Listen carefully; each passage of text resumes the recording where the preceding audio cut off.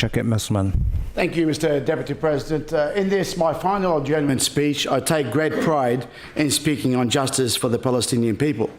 I'm honoured that I have been, in a small way, a part of New South Wales Labor and National Labor conferences that have, over the years, called on Labor in government to recognise the State of Palestine.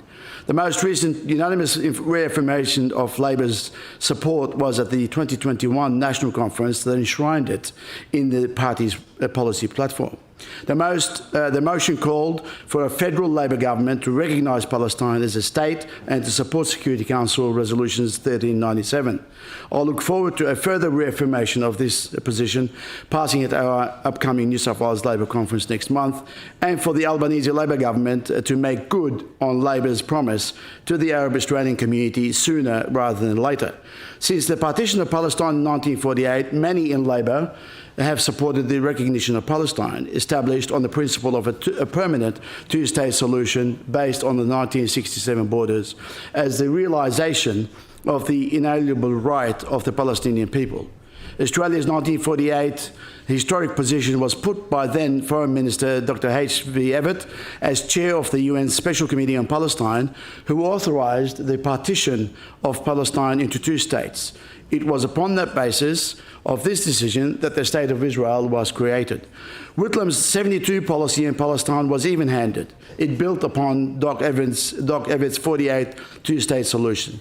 This was followed by the Hawke government's 83 acknowledgement of the right of the Palestinian people to self-determination.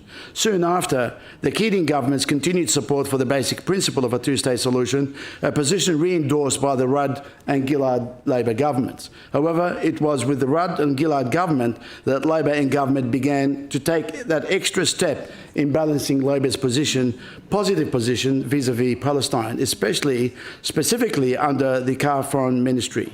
In the campaign for recognition for Palestine, Prime Minister Rudd told the ABC radio programme, and I quote, that the time has come for Australia to join countries like Sweden and Holy See in formally recognising the State of Palestine. It is the time for Australia to draw a line in the sand on this matter, as 137 states already have, end quote. The late former Prime Minister Bob Hawke also joined Kevin Rudd, Gareth Evans and Bob Carr in calling on Australia to recognise Palestine as a state.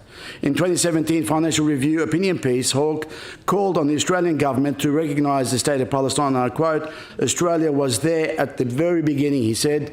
"The least we can do now in these most challenging of times is to do what 137 other nations have already done, grant diplomatic recognition to the State of Palestine," end quote. This significant call to recognition of Palestine was echoed in a landmark speech by the Honourable Bob Carr on 30th July 2017 at the New South Wales Labor State Conference, by driving home the point that it is time to recognise Palestine. Now, Mr. Deputy President, Australia must act now before Israel gobbles up the remaining Palestinian territories. It may be too late, given the rate of settlements taking place on Palestinian land. I'm proud to be a member of a party that supports peace and justice for the Palestinian people. The recognition of a Palestinian state is also a rebuke of those who continue to cover up Israel's apartheid practices, its human rights abuses, its ongoing illegal occupation of Palestinian land, its ongoing hostilities and the subjugation of the Palestinian people, the illegal settlements, as well as the blockade of Gaza Strip, the collective punishment, the ever-deepening humanitarian crisis, and the daily suffering of the Palestinian people. I'm proud to have been part of this journey in support of justice for the inalienable rights of the Palestinian people and Indigenous people that have never ceded rights to their land. No matter the oppression, no matter the subjugation, no matter the occupation, no matter the dehumanisation or the attempted eradication of Palestinian culture and rights, justice will prevail and Palestine will be once again.